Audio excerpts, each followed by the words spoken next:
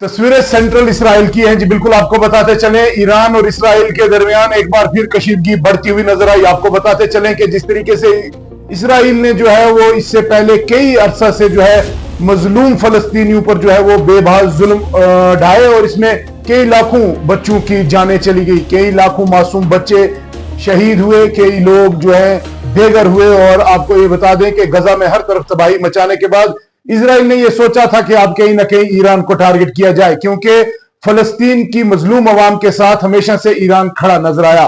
और इसी के बीच इजराइल ने यह हमाकत कर दी कि ईरान के कुछ शहरों पर हमला किया और मिलिट्री कैंप्स पर भी हमला कर दिया। और रिपोर्ट्स के मुताबिक यह भी बताया गया कि न्यूक्लियर साइट जो थी ईरान की, वहां पर भी इजराइल ने जो है वो हमला कर दिया। लेकिन उसके बाद शायद इजराइल ने यह भी सोचा भी नहीं था कि इस तरीके की रिटेलिएशन होगी, कि तबाही के मंजर इसराइल में देखे जाएंगे।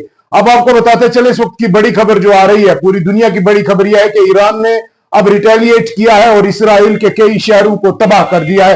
तमाम तस्वीरें आपके सामने हैं जहां पर यह बताया जा रहा है, इंटरनेशनल मीडिया रिपोर्ट्स के मुताबिक यह बताया जा रहा है कि ईरान ने रिटेलिएट कर दिया है और कई शहरों को निशाना बनाया, जिसकी तस्वीरें जो है आपकी स्क्रीन पे हैं। हर तरफ तबाही के मंजर है। आपको बताते चले, इसराइल और फलस्तीन के दरमियान कई सालों से जो है वो जंग चली आ रही है और इस जंग में जो है मासूम बच्चे बेघर हुए, मासूम बच्चे जो है वो शहीद हुए।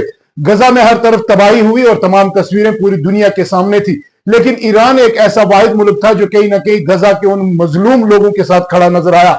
उसके बीच इसराइल को जब यह बात नागवार गुजरती है तो उसके बाद इसराइल ने जो है ईरान पर अटैक कर दिया। और जब ईरान पर अटैक होता है तो उस वक्त सबसे पहला बयान जो आता है वो अमेरिका का आता है, जिसमें अमेरिका बिल्कुल साफ करता है कि इस अटैक में जो है यूएस का कोई भी हाथ नहीं है और यूएस इस अटैक में इसके साथ नहीं है। और आपको बताते चलें, उसके बाद ईरान के पास पूरी दुनिया के सामने रिटेलिएट करने का एक मौका था।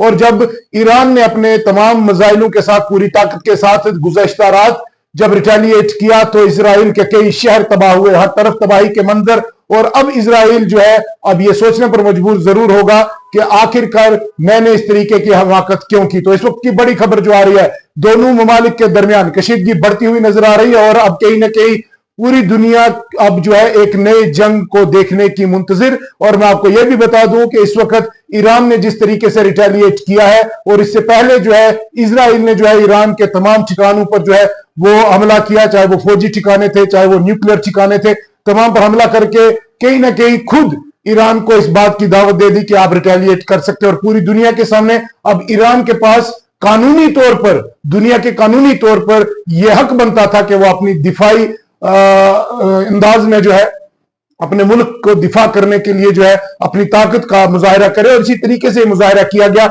जिसमें इजराइल की हर सड़क गली कूचे पर तबाही के मंजर सामने आ रहे हैं। और यह पहली बार इजराइल देख रहा होगा कि तबाही होने के बाद क्या कुछ होता है, किस तरीके से लोग बेघर होते हैं। और अब कहीं ना कहीं पूरी दुनिया की नजरें हैं कि क्या अब तीसरी बड़ी जंग जो है वो शुरू हो चुकी है, क्योंकि अब कहीं ना कहीं ईरान पीछे हटेगा नहीं और इजराइल के पास कोई दूसरा मौका है नहीं।